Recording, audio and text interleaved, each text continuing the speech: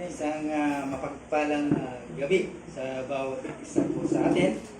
Last time, pinag-aralan po natin how to hear a sermon before, during, and after the sermon.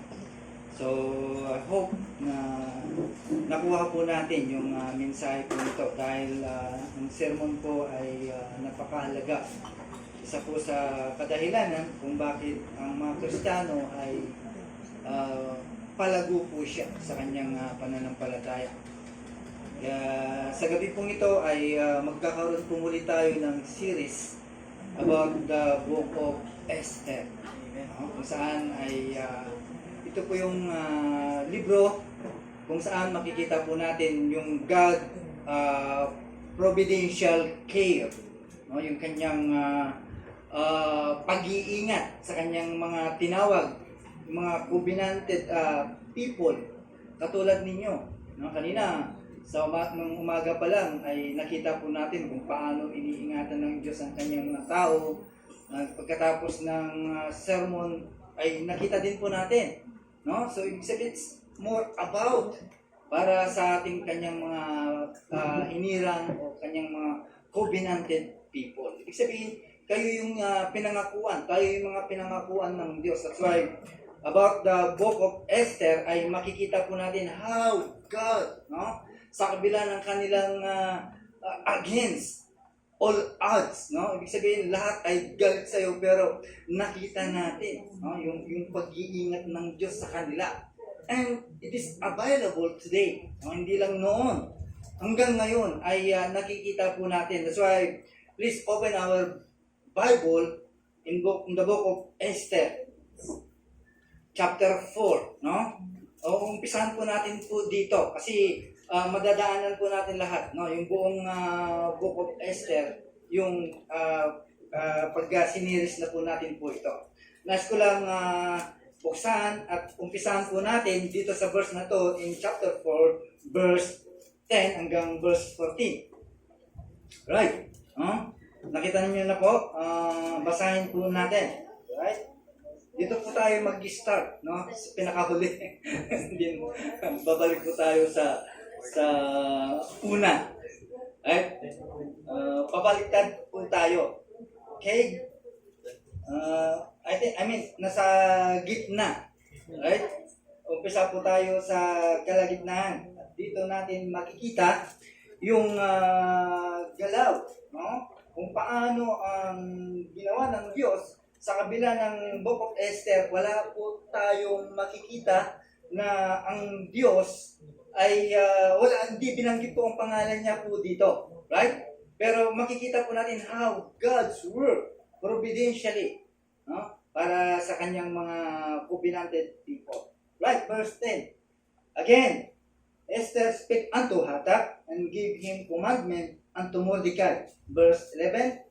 All the king's servants and the people of the king's provinces do know that whosoever, whether a man or woman, shall come unto the king into the inner court, who is not called, there is one law, who is to put him to death, except such to whom the king shall hold out the golden scepter, that he may live. But I have not been called to come in unto the king these 30 days. So, after 30 days, saka pa lang siya tatawagin. So, sabihin, walang karapatan si Esther na kausapin ng hari. That's the law, Yun po yung batas. Right. Verse 12. And he told to Mordecai Esther's words. Then Mordecai commanded to answer Esther, then think not with thyself that thou shalt escape in the king's house more than all the Jews. Verse 14, for if thou altogether holdest thy peace at this time, right, at this time, then shall there enlargement and deliverance arise to the Jew from another place. But thou and thy father's house shall be destroyed, and who knoweth whether thou art come to the kingdom of such as time as this. Right. So, yun po yung ating pag-aaralan sa gabi pong ito. Bago lahat, tayo po ay muli dumulog sa panalangin. Muli o Diyos, kami po ay nagpapasalamat sa gabi pong ito. Tunay po na ang kasiyahan, ang kagalakan sa puso po namin kung saan ay makakadaop ang palad ka muli namin sa gabi pong ito sa pamamagitan po ng iyong salita. Salamat po lahat ng bagay na ginawa mo po sa buhay po ng iyong mga anak, lalong-lalo na po yung banal mong pag-iingat, yung mayamang mong habag kung saan ito po yung tinatamasa ng bawat isa sa amin. At higit po sa lahat o Diyos, yung enjoyment po namin, yung kaligtasan na ibinigay mo po sa bawat isa. Ang lahat pong ito o Diyos ay siyang nagbibigay po sa amin ng kalakasan. At iba yung pagpapasalamat at pagpupuri po sa inyo. Kaya sa gabi pong ito, muli, tanggapin mo po ang aming mga rugdog na papuri, pasasalamat sa inyong katakilaan. Salamat po sa lahat, utang namin ang lahat po sa inyo, at ganoon din po sa hininga na pahiram niyo po sa amin. O Diyos, muli samahan niyo po kami sa aming pag-aaral, sa tulong ng po ng banal na Espiritu, kung saan ay maintindihan at maunawaan po namin ang mensahe. Salamat po, aming dalangin sa pangalan po ni Jesus. Amen. Amen.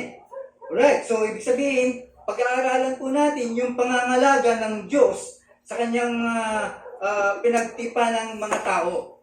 Right? Yung providential care for His covenanted people. Now, as we introduce sa ating paninimula, alam po ninyo na itong German freighter, which is called Victoria, merong sea freight, ng German kung saan ang pangalan po nito ay Victoria.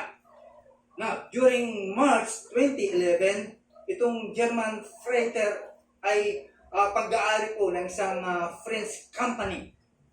Right? At ito po ay na-intercept po ng mga Israeli commandos, yung mga elite people ng mga military ng Israelite. So, ibig sabihin, itong barko pong ito na hindi alam ng mga crew na merong daladalang armas kung saan ay ang bigat po nito it's almost 50 tons. Kaya hindi po nila alam because itong armas pong ito ay natatabunan ng mga bagay, ng mga goods kung saan ay dadalhin sa isang lugar. Right? Hindi po nila alam na yung kanilang barkong sinasakyan merong nakatago. Itong freighter na to ay ang trabaho po nito ay tagadala ng mga bulto-bultong pagkain o anumang supply sa isang bansa. Ang di lang nila alam ay meron silang isiningit, right? Sa ilalim. Kaya wala po silang kaalam-alam. Right? Then, nadetect po ito ng tinatawag na IDF. Ibig sabihin, ito yung tinatawag na Israel Defense Forces. Right. So, sa kanilang pagka-detect, ay napigilan po nila. Okay? Napigilan nila yung dapat mamamatay na mga Jew. Right? Maraming mga Jew dapat mamamatay po dito dahil ang presidente po ng Iran ay nagpadala po ng mga tinatawag na armaments to finish para tapusin ng mga Jew.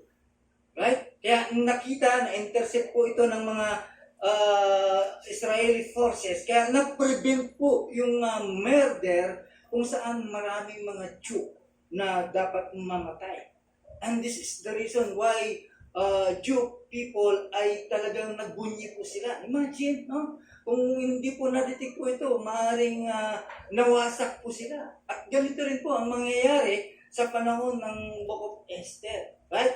Kung siguro, kung nabasa niyo na po ito, ay alam niyo na kung anong nangyari. Kung paano sila lilipulin. So, napaka-ironic. No? Ibig sabihin, napaka-dakila yung kanilang pag-celebrate dahil sa nangyari. Okay? So, ganun din po ang nangyari. There was a celebration also at nagkaroon po ng fiesta during the Purim. No? Alam po natin yung istorya po nito. At ito yung kung saan ay naka-record dito sa Book of Esther kung ating pag-aaralan. magkalayo ang agwat po nito. It was 2,500 years kung saan makikita po natin yung instigation. Ibig sabihin, yung suhol ng mga tao kung saan galit sa mga Jewish people. No? Ngayon, dito sa Book of Esther ay makikita po natin si Haman. Right? Si Haman, kilala niyo si Haman, the hangman. No? Yun po yung tawag po sa kanya. And Ami Dinihad. Okay? Itong taong to, both from Persia, kung saan ay tinatawag na Iran. Ito yung Iran ngayon, yung Persia dati. Ngayon, ang tawag ngayon ay Iran. Right? So, ibig sabihin, dito ay makikita po natin kung paano ang mga tao naggalit sa mga Jew, kung paano nila plinano kung paano papatayin ang kanyang mga tao ng Diyos. That's why nakita po natin po dito yung control and care ng Diyos sa kanyang mga tao. And alam nyo, kung nangyari noon until now, ay mangyayari ngayon. Right? Ibig sabihin, yung nangyari na pag-iingat ng Diyos noon ay mangyayari din ngayon na ikaw ay iingatan ng Diyos. Kahit sino ang magplano ng masama sa'yo, God will work. Nakikita po natin yung kanyang pag-iingat, yung pag-iingat sa'yo. Kaya kanina, umaga, puro pag-iingat ang pinag-uusapan po natin. And that's the promise of God para sa bawat isa po sa atin. Kaya dito makikita po natin. Now, alam nyo ba na ang mga Jew, right, sa dami ng mga gustong pumatay sa kanila, ay natatakasan nila. Right? At nakikita po natin yung pagkilos po ng Diyos. And sa mga ibang pangyayari pa, no? Yung mga ibang Jew, dahil ayaw nilang makipagsapalaran, dahil hindi po nila alam kung ano ang daratnan po nila sa kanilang bansa. So yung iba, let's say dito sa bandang Iran, alam niyo ba na until now there are 25,000 Jew na naiwan sa bansang Iran, right? And through the years ay siyempre nababawasan, magbabalikan yung mga tao o yung mga mga Jew. But ganun pa man, bakit ang mga Jew ay ayaw nilang bumalik? Okay? Sa kanilang lugar, mas gusto pa nilang harapin yung danger, yung anti-Semitism. Ibig sabihin yung magkakaroon ka ng pagtrato sa iyo, no? Kahit nasasaktan ka, ayaw mong umalis sa bansang iyon. No? Ibig sabihin, mas titiisin mo pa. Di baling mamatay ka na. Kaysa yung babalik sila sa kanilang lugar na hindi nila alam kung ano ang mangyayari. Yun yung problema po nila. No? Kaya kahit dito na lang ako, di baling mamatay na ako basta nandito ako. Pero ayaw kong makipagsapalaran sa aking bansa na hindi ko alam kung ano mangyayari. So, ibig sabihin ay they are afraid or unknown. No? Takot sila sa kung hindi po nila alam kung ano mangyayari sa kanila. Right? So, ganun din po. Ang mga Kristiyano, sometimes ganun din po tayo. Di ba? Ipagsasapalaran natin na hindi ko alam kung ano mangyayari sa akin. Dito na lang ako. Pero nakalimutan po nila ang kanilang Diyos. Now, dito sa ating pinag-uusapan, before the Shah of Iran, kilala niyo po yun. In 1979, 100,000 Jewish people still live, no, in Iran and Persia. Pero sabi ko nga, nag-fluctuate po ito at until now, there's still 25,000 people still live in Iran today. Bakit? Bakit ayaw nilang umalis? Samantalang ang mga Jew pong ito ay they are forbidden. No? Ibig sabihin, pinagbabawalan po sila sa kanilang kultura, sa kanilang pagsisimba, sa kanilang pagpasok sa eskwelahan. Lahat po yun. Okay? Ay pinagbabawal po sa kanila. Pero why? Why do they stay? Bakit nananatili po sila po doon? Right? Kaya nga in-interview po ang isang Iranian Jew. No? ang in-interview po siya ng mga National Israel Information. Eh, bakit ayaw niyong umalis? Yun nga, they are afraid for unknown.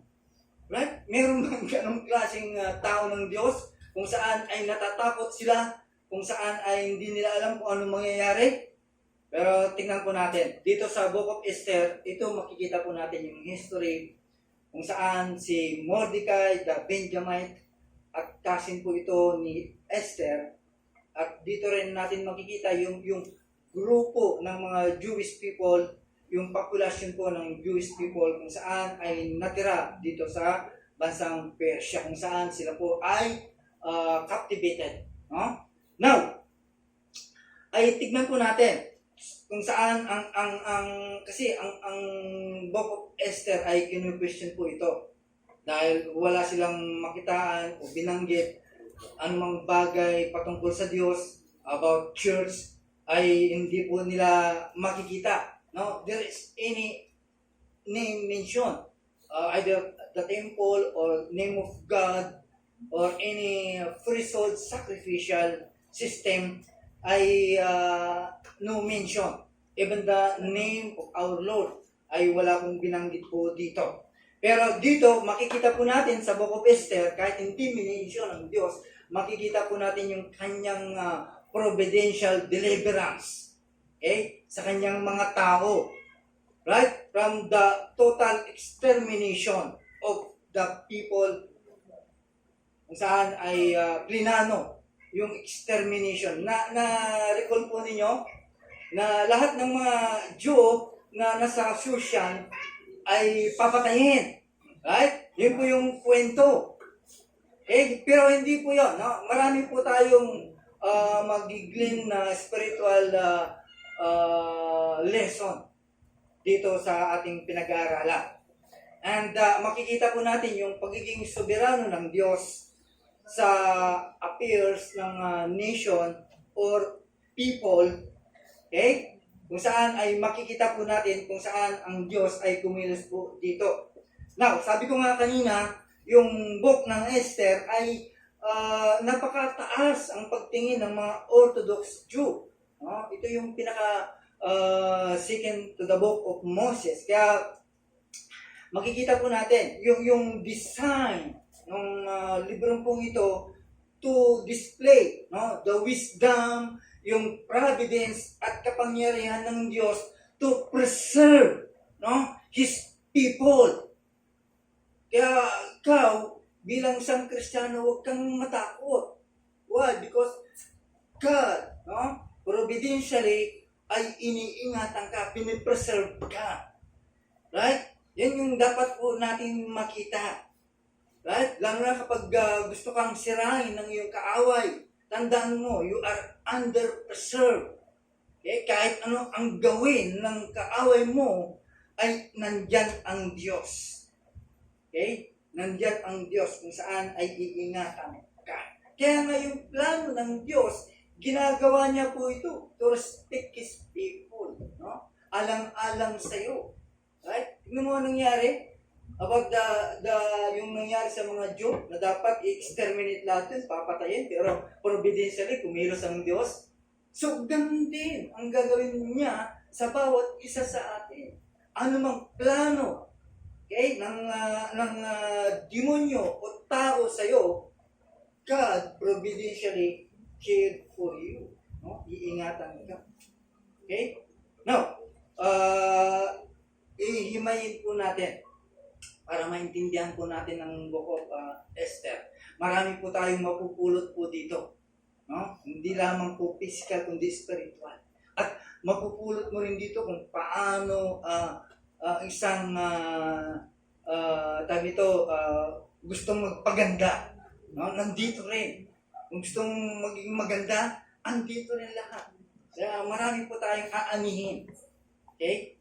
Ng Book of Esther. Now, number 1. Yung paglalahad ng providence ng Diyos. Okay? Umpisahan po natin. Preview po natin yung train of providential events kung saan ay provide ng mga means of deliverance para sa mga Jewish nation. Right? Bago sila mapunta sa danger. Tignan po natin kung ano po yung ginawa ng Diyos. Number 1. Okay? Yung malaking piyesta na gagawin ni Ahasuerus. O Xerxes. Okay? At Artaxerxes. Yun. Ahasuerus. Right? Right. Titignan po natin. Yun yung una. Yung bakit nagkaroon ng malaking piyesta. Imagine 6 months. Right? 6 months. Ang piyesta ang kanilang gaganapin. So, ibig sabihin, ipinapakita lamang ni Ahasuerus ang kanyang splendor, yung kanyang wonderful management sa kanyang kingdom, kung gaano siya kayaman. Right? And secondly, yung request ng hari, the request of the king. Pangatlo, the rebellion of Vashti. Nakilala niyo si Vashti. Number 4 is the removal of Vashti as queen. Lahat po yun, madadaanan po natin. Bakit nangyari ito? Bakit si Vashti ay inalis bilang magiging reyna? At lahat po yun, madadaanan po natin. And what's the reason? At yung sumunod, yung paghahanap ng kapalit ni Vashti. At nagkaroon ng beauty pageant searching. Nagkaroon ng papalit na magiging reyna. Yun po yung the search for a queen. And yung kalalagayan ni Mordecai. Bakit sa kabila ng utos ng ahari na lahat ay luluhod para kay Haman. Pero hindi niya ginawa yon. Ano ang kadahilanan? At yung plano, yung conspiracy of Haman, kung paano papatayin ang mga Jew. Right? At pangwalo, yung plano, no? The plan was consummated and the plea of Mordecai. Right? Number 10, yung Esther's response to his message and plea, yung mensahe po ni Esther kay Mordecai at yung kanyang yung kanyang hinihingi na sila ay mag-fasting, right? Mag-fasting at lahat po sila, right? Kaya makikita po natin po lahat po 'yon. At yung plano ni Esther, yung plano niya, lahat po yun ay makikita po natin. Yung plano kung saan ay yung preparation, kung saan magkikita po sila ng hari. Okay? At yung reaction ng hari sa kanya. At paano yung request ng reyna si Esther sa hari para sa kanyang mga kababayan.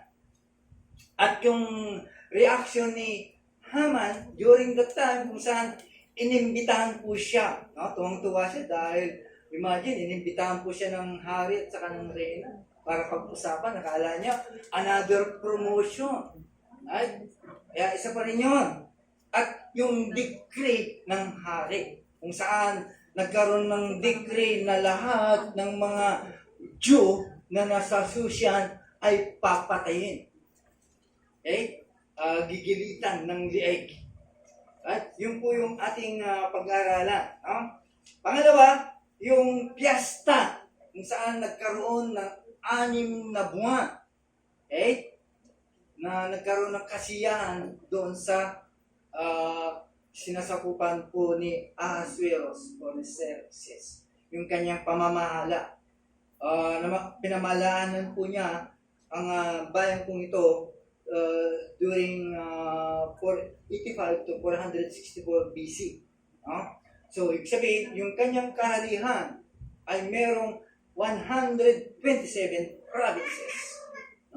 From Esther chapter 1 verse 1, ang sabi po doon, and through the Asia Minor, Egypt, and parts of Coastal Africa. Yun po yun. Yun po yung nasasakupan po nito. From India to Ethiopia. No, kasali po dito. Right? Kasi Asia Minor. Right? Ang sabi po doon. And pangalawa, next is to demonstrate. No? Para lang ipakita yung kayamanan at yung glorious kingdom and the splendor of His excellent majesty. That's why the king ay nag-order po siya na magkaroon po sila ng 6 na buwan para magsaya po sila. That's why ang ginawa po niya, he invited all the princes and his servants. Kaya dito, makikita po natin yung kapangyarihan ng Persia at Media. Lahat, no? Ibig sabihin, lahat ng mga matataas na tao sa 127 provinces ay inimbitahan. No? Imagine ka, ang dami. No? Ano ang kasinlaki nito kung mayroong 127 provinces? So, ibig sabihin, bali, 3 bayan. O baka hindi lang. Kung ganun kadami ang probinsya nito. Right? So, ibig sabihin, malaki ang sinasakupan po ni Ahasuerus. So, again, no? In-invite niya po lahat po yun. Bakit? Para ipakita po niya ang kanyang karangyaan, ang kayamanan at yung glorious kingdom at yung honor sa kanyang magandang pamamahala para lang ipagyabang. Okay? In other words, sa kanyang speech, okay, sabi niya sa kanyang mga bisita, look at me. No? Tignan mo po, tignan niyo po how great I am. So, ito rin po ni Ahasuerus sa kanyang sarili ay more than that. No? Hindi lamang yung kanyang kadakilaan, baka pati yung pagiging Diyos ay sinabi niya. Right? So, ibig sabihin, ang tao nito bilang isang hari, ay ipinapakita po niya, he was self-centered, egoistic. Okay? And probably, he believed himself and to be the, yun ang kanyang turing sa kanyang sarili. Okay? That's why, in verse 8, no? Nadadaanan po natin po ito, paisa-isa. Right? In verse 8, somebody read please, no? Para masundan po natin. At nasa introducing lamang po tayo, no? Pero marami na po tayong maani na spiritual meaning sa ating pinag-aaralan. So, pakibasa, Brother Joseph.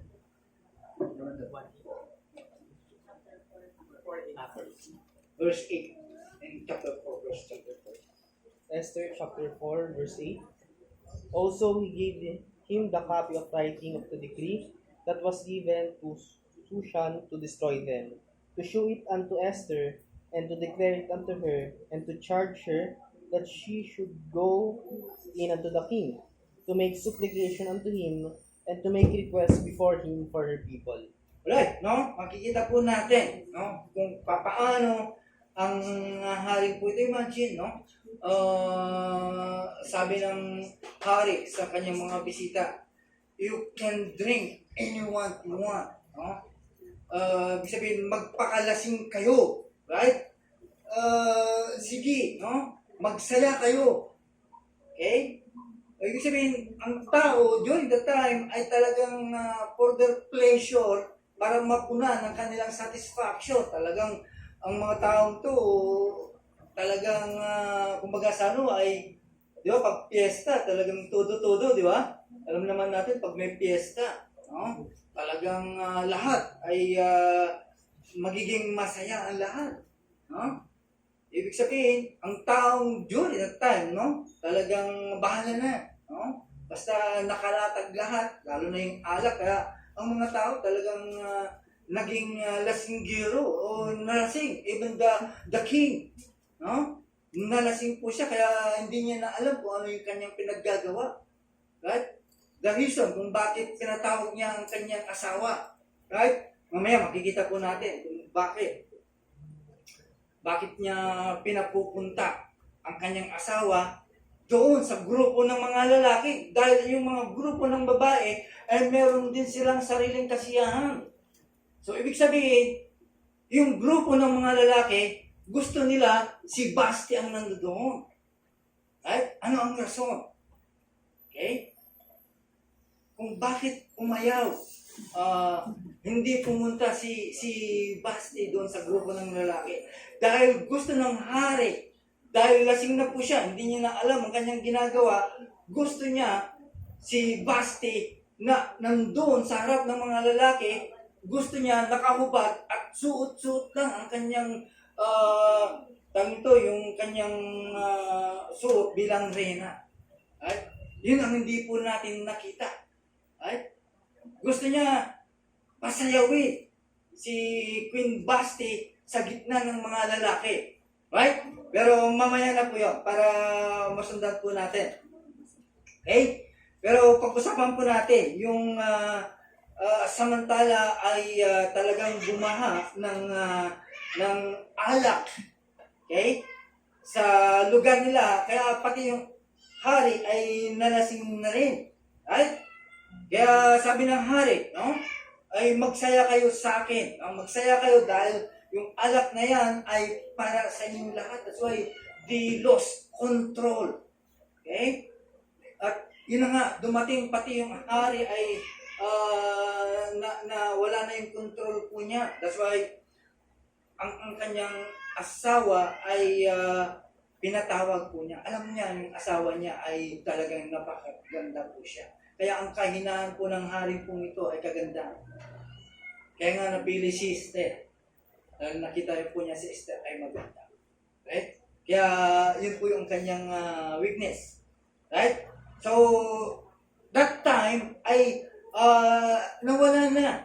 No? Yung matinong kaisipan ng hari. Kaya nagkaroon na ng ng indecent mind. No?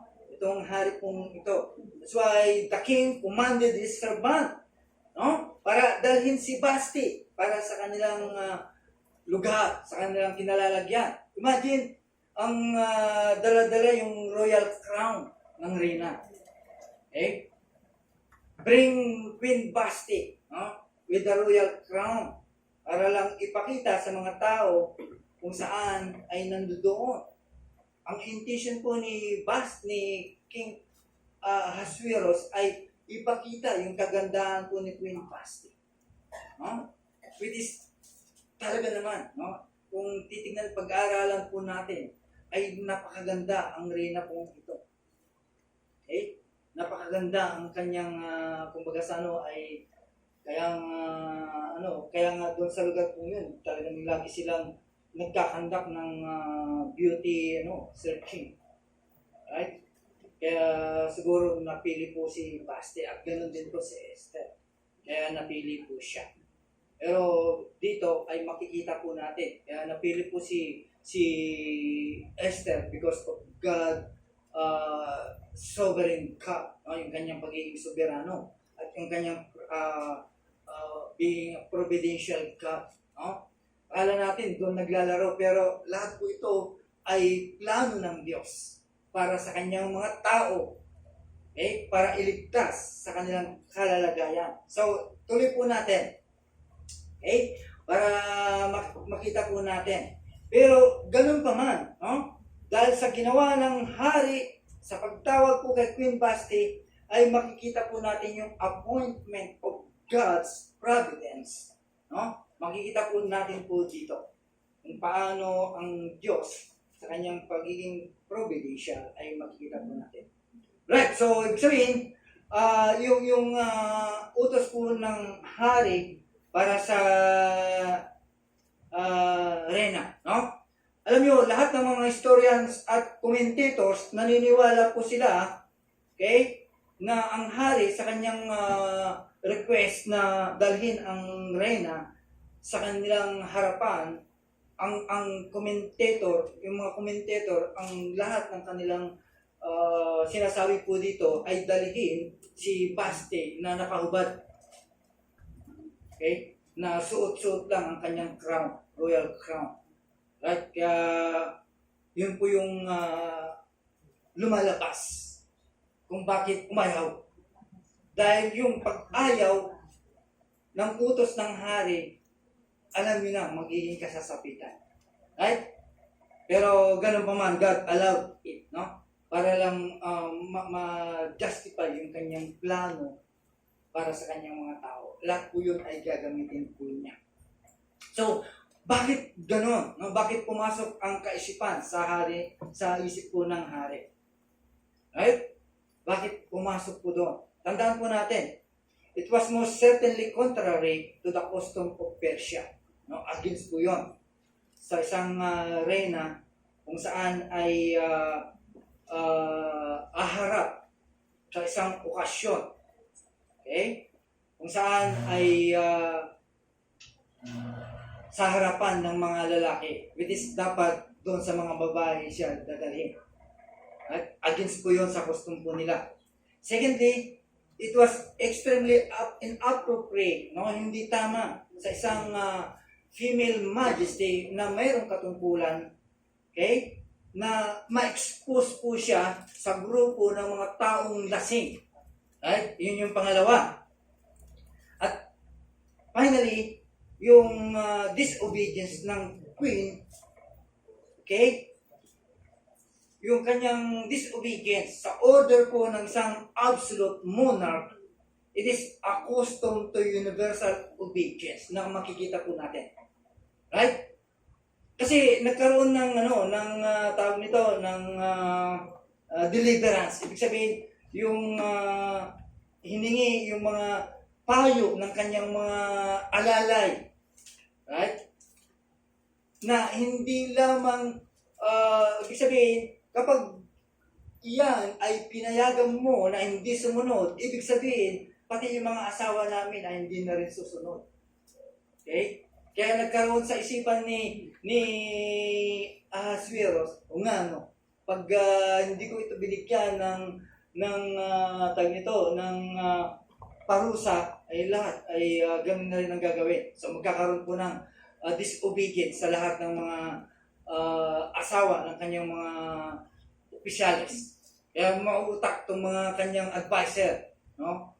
Kaya isinama nila po iyon. Right? Para maintindihan po natin. So, ibig sabihin,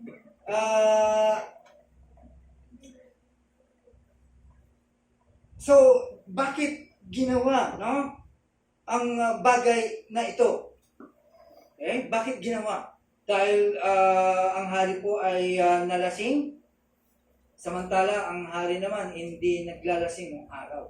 Right? Bakit nangyari po ito? Okay? Or ito ba yung pagkakataon kung saan gagawa ang desisyon ng hari in the under of influence of wine? Okay? Yun yung mga tanong na dapat po natin makita. So, bakit? No? Ganito ang kanyang ginawa. Okay? Bakit ngayon lang ginawa niya yung ganitong pagkakataon? Bakit hindi niya ginawa yung araw iyon? Okay, isa pang tanong po yun na dapat po nating sagutin. Right?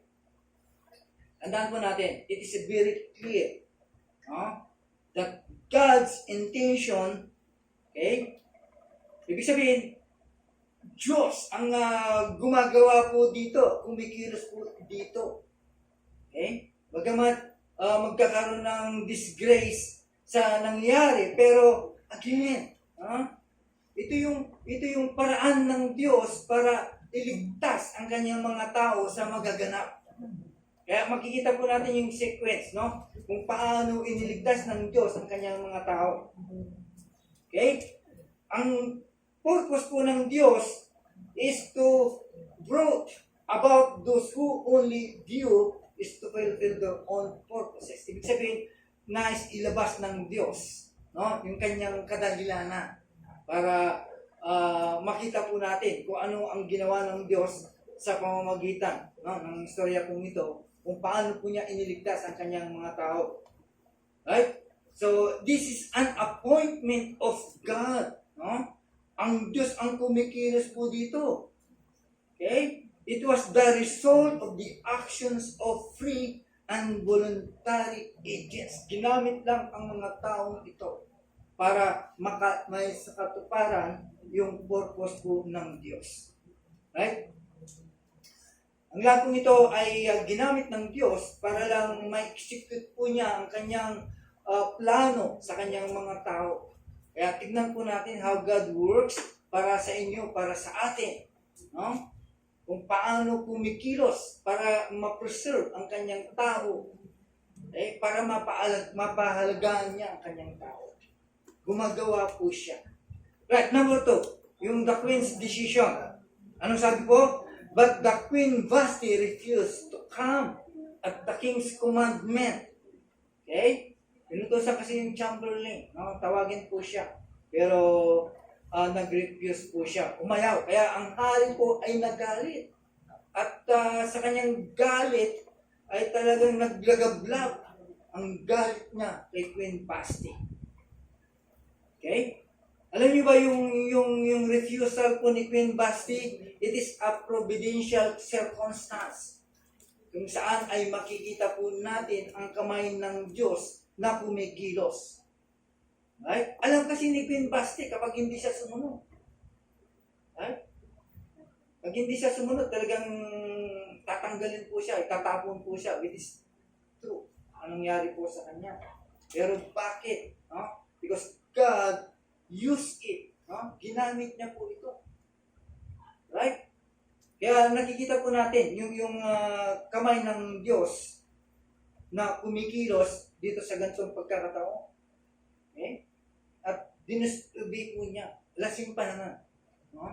So, ibig sabihin, talagang galit na galit po siya. Okay? At alam ni Queen Vashti kung ano magiging consequences yung kanyang ginawa. Okay? At alam niya na kapalit ng lahat ng bagay ito. Di ba pag alam mo na gano'n ang magiging consequences, susunod ka. Even against your will. Right? Kahit against sa'yo, susundin mo. Right? Di bali nang mapahiya ka, basta huwag lang yung mawalan yung connection mo o yung status mo sa kinalalagyan mo at gagawin mo lahat. No? Kapag alam mo yung magiging consequences po na. Right, so, nakikita po natin dito, no? At alam din po ni Queen Vashti na under risk po siya at nakasalalay ang kanyang buhay. Right? Alam niya po yun. Lahat alam niya po yun. Okay? At alam din po niya kung ano po ang kanyang daranasin sa kanyang action. Okay? So, ibig sabihin, sa madaling salita, Queen Vashti understood the danger of not obeying the king's command to present herself. Alam niya po yun. Okay? So, ibig sabihin, yung kanyang ginawa is, kung tutusin, it is unwise. Right? It is unwise. Why? Because yung kanyang ginawa ay lumalabas ang kanyang pagiging pride, no? Lalabas ang kanyang pagiging pride at yung pagiging reyna, yung etiquette ng pagiging reyna ay masasagasaan. Kaya umayaw po siya. Imagine, no? Dadalhin po siya sa gitna ng mga lasing na tao. Kaya anong gagawin po nila sa'yo? Kaya yun po siguro ang nakikita ni Queen Vashti, kaya umayaw po siya. Right. Para maintindihan po muli natin, no? Imagine, yung katatayuan po niya. Right? Bilang siyang queen, at alam niya po yung mga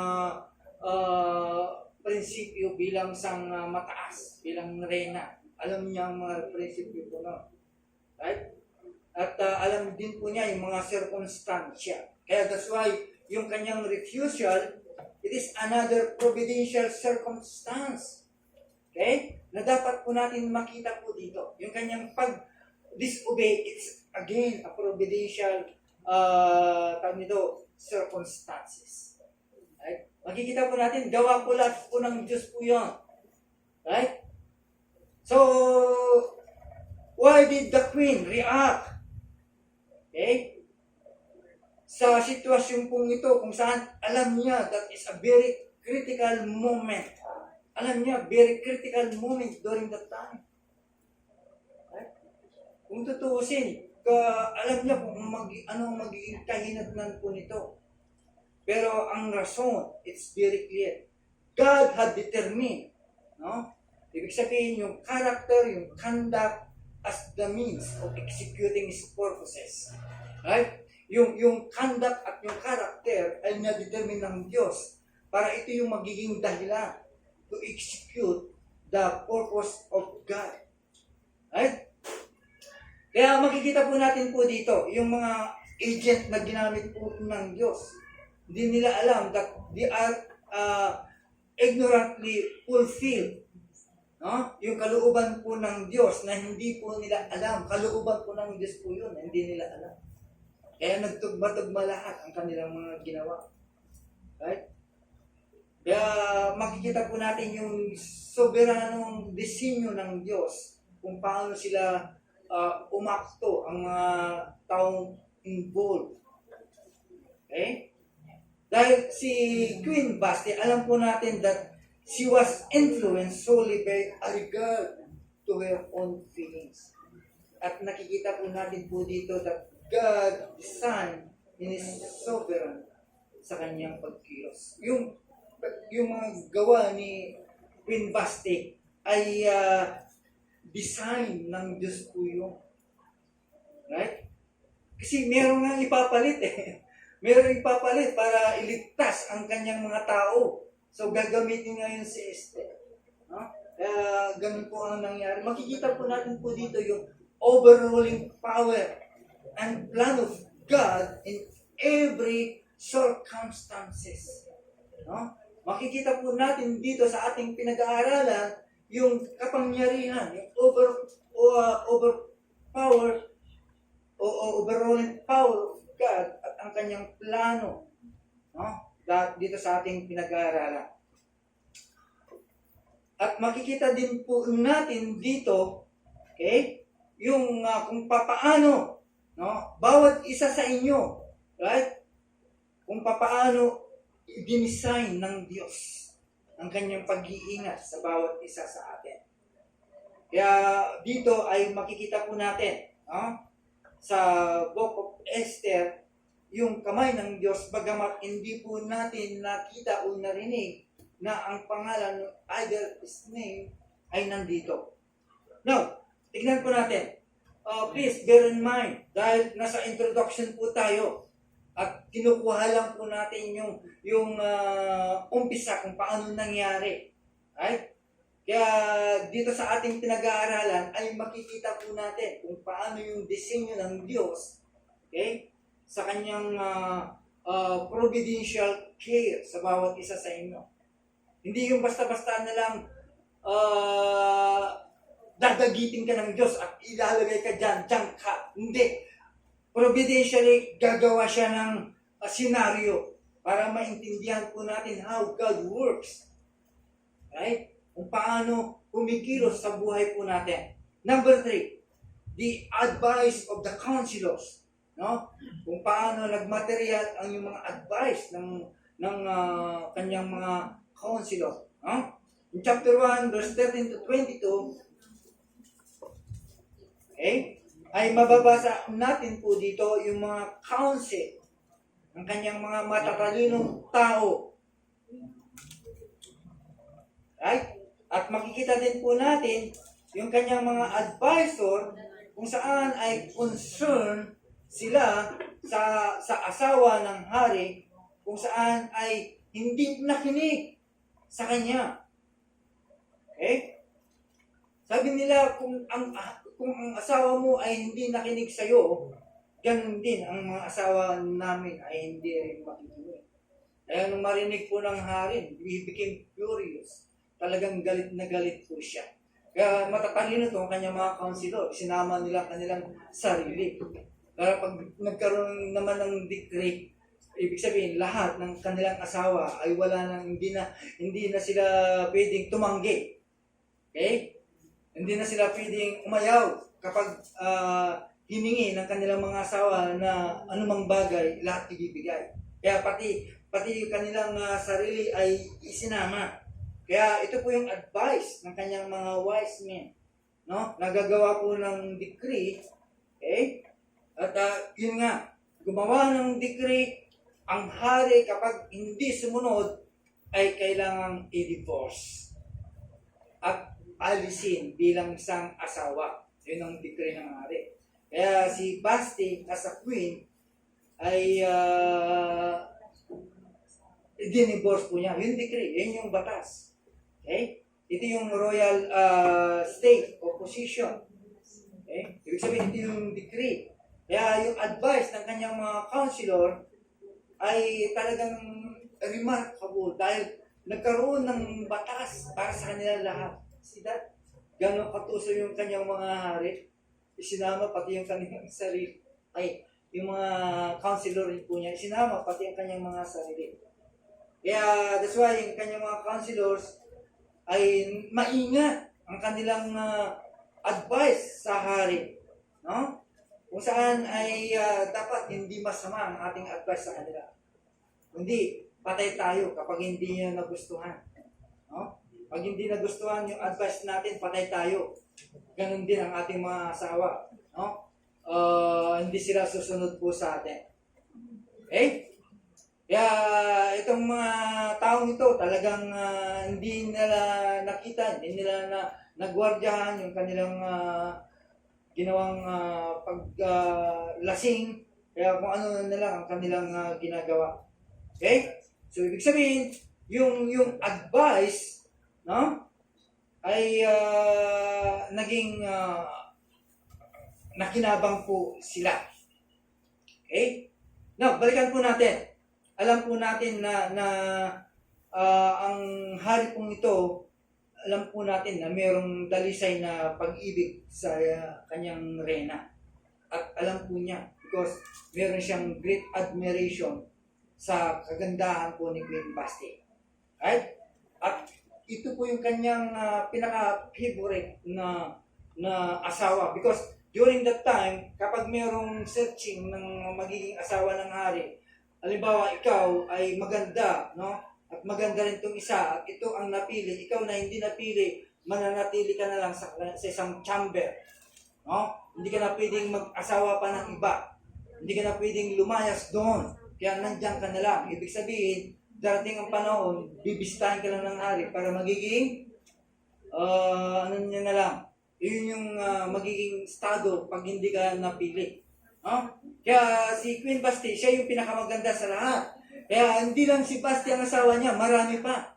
Yun yung lahat ng mga kandidato na hindi napili, ay ginawa niya ng lahat po yun. At itinira niya sa isang lugar. Ganun po siya. Okay? Kaya wala nang karapatan yung mga babaeng hindi napili na umalis at mag-asawa pa ng iba. Kaya alam po natin, no? Kapag napili po niya at nakita po niya yung kagandahan, alam po natin na mahal niya po si Queen Basti. Right? At alam din po natin na talagang in love po siya. Kaya lang, dahil sa nangyari, dahil sa providence ng Diyos, ay lahat po yun ay ginamit po niya. Right, so balikan po natin. Kaya yung mga counselor po niya, kung sakaling nag-fail po sila sa kanilang advice, okay, sa hari ay malilintikan po sila, kaya ingat po sila sa pag-advise sa hari. Kaya nga, ang advice niya ay, kumbaga direct to the point. No? Imagine, bilang hari, hindi ka sinunod ng babaeng to, kaya lalong nagalit yung advice po ng kanyang counsel. That's why gumawa siya po ng decree. No? At alam po natin na ganun nga ang nangyari. So, dito makikita po natin, okay, kahit ang alam po natin na ang hari ay provoked to anger dahil sa pag-disobedience po ng kanyang asawa, okay? Pero still, no? Yung admiration ng king dahil sa kagandahan, okay, ng kanyang asawa, still, dapat ibigay pa rin. Dahil decree po yun. Ang decree ng hari ay hindi na pwedeng balihin. Kaya nga nung nag-decree si Ahasuerus na lahat ng Jew ay papatayin. Hindi na pwedeng baliin yun. Di ba? Nung kahit namatay na si Haman, bitay na po siya, yung decree po yun ay hindi na pwedeng baliin po yun. Pero gumawa ulit ang Diyos ang paraan. Kaya tingnan po natin, no? Yung wisdom ng Diyos sa mga ganitong klase ng pagkakataon. Okay? Kung itong klase kung saan ay makikita po natin na ang Diyos ay kumikilos sa gitna, no, ng iyong kalalagayan. Tandaan po natin, kung yan ay ginawa ng Diyos during that time, ang Diyos ay gagawin niya ngayon, no, sa ating kapanahon, sa inyo at sa ating mga. Okay? Kaya dito ay makikita po natin yung pagkatagni-tagni kung saan ay even the council of these wise men ay angkop lahat. No? At nagiging angkop lahat. No? So madaling salita, si Queen Vashti must be removed. Okay? Kailangan maalis sa kanyang pagiging queen. No? At dito na papasok si Esther.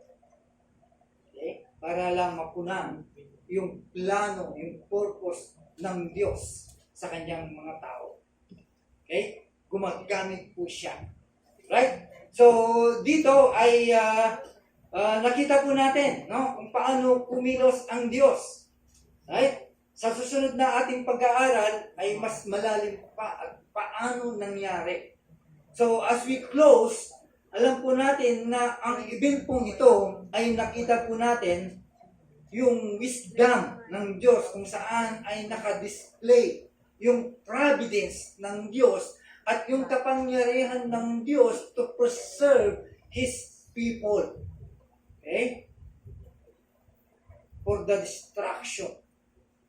Nakita po natin yung providential care at yung kapangyarihan ng Diyos kung paano ay iniligtas ang kanyang tao para sa kanilang kasiraan. Okay? At dito sa libro na ating Book of Esther, ay nakikita po natin yung work ng Diyos, okay, sa mga pangyayari, no? Yung mga nangyari to come to pass, to bring to pass yung kanyang plano in regard to His people. No? Yung mga affairs na nangyari o yung mga plano ay nangyari alang-alang sa iyo, alang-alang sa atin. At nakita din po natin dito the most trifling things na inappoint ng Diyos ay directed by Him to bring about His purposes. Kahit yung mga walang kwentang pagkakataon, no, ay nangyari at inappoint ng Diyos directly to Him para dalhin kung ano yung plano ng Diyos sa kanyang mga tao. At nakita din po natin that this book, no, na ang mananampalataya ay dapat matutunan din po natin na ilagak ang ating confidence sa kanyang pag-iingat in the utmost danger. No? Dapat matutunan din po natin na ibigay po natin sa Diyos ang kanyang pangangalaga sa bawat isa sa atin sa pagkakataon kung saan merong danger sa buhay po natin. At dito rin makikita po natin yung omnipotence for deliverance. Okay? Alam niyo, wala nang rason o pagkakataon para maka-escape ang mga kanyang tao. No?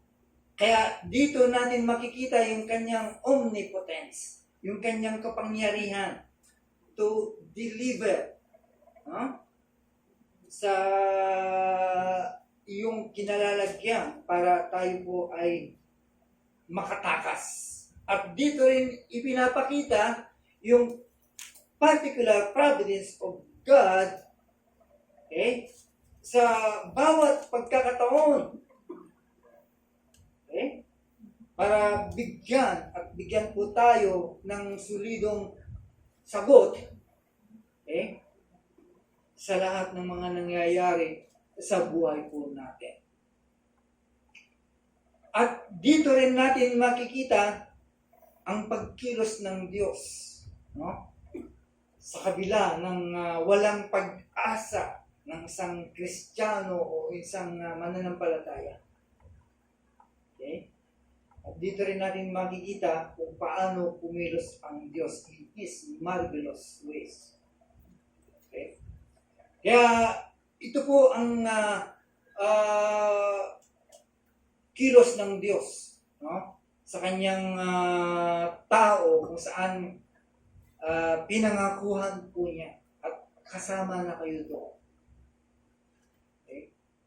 Merong covenant ng Diyos sa iyo at hindi niya pwedeng baliin po yun. Hindi, gagawa po siya ng paraan para maka-escape po tayo. Kaya never, no, don't think anything. Sabihin, huwag mong iisipin na ang Diyos ay tumalikod sa iyo. Imagine yung pangyayaring yun, kung saan, how many Jew na kakatayin during that time. Dahil lang sa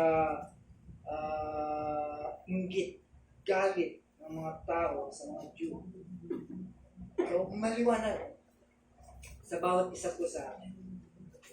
Paano kumikilos ang Diyos sa sino man na against sa'yo. Okay? Sa sino man na nagpaplano against, okay, para sa'yo. Para ikaw ay mawasak o ma-destroy. No. Gagawa po ang Diyos. Okay. So, yan po yung first part, no, ng ating series about the book of Esther. At sundan po natin dahil mas marami pang mas magagandang senaryo. Right? Lalo na si Esther during that time na nagkaroon na ng danger, crisis. Kaya ang tao, lumalabas ang kanyang true character if there is a crisis. Right? Kapag may crisis ang isang mananampalataya, lalabas ang kanyang character. Makikita mo siya kung talagang tunay na Kristiyano. Lalabas ang kanyang true. Right? Anong sabi niya? Yung character po ni Esther, nung nagkaroon ng crisis, diba? Kasi haharap siya sa hari. Eh wala pang 30 days yun. Kailangan matapos yun bago siya makaharap ng hari. Kapag hindi natapos yun at tumarap ka sa hari, papatayin ka. Pitay ang parusa nun. Diba? Kaya nga sabi niya, magpasting kayo. Pero anong sabi ni Esther? If I perish, I perish. That's a true character. No? Yun yung true character po ni Esther during crisis. How about us? No? Ano ang ating character kapag may crisis? Magwawala ba tayo? Or ano ang gagawin po natin if there is a crisis?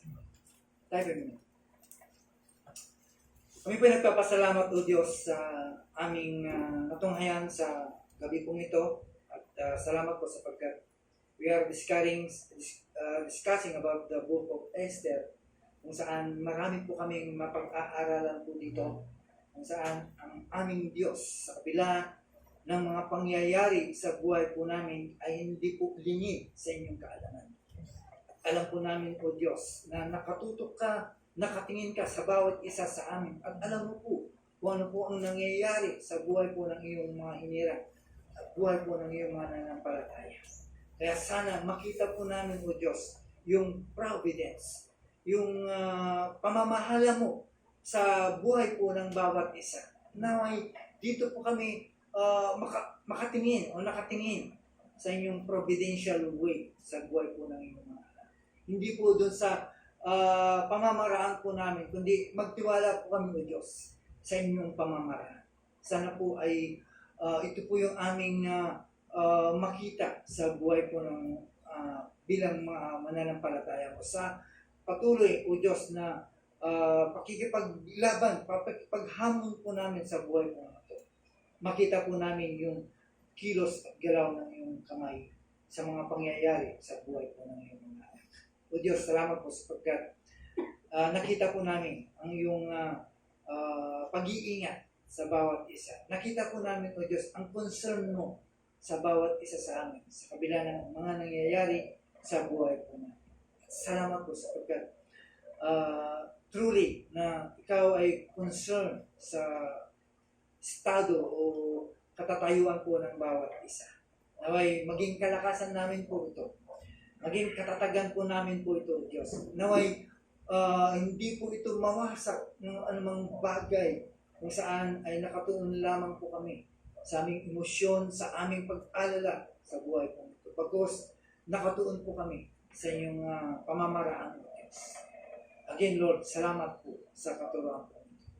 Salamat. At po aming dalangin sa pangalan ng Jesus.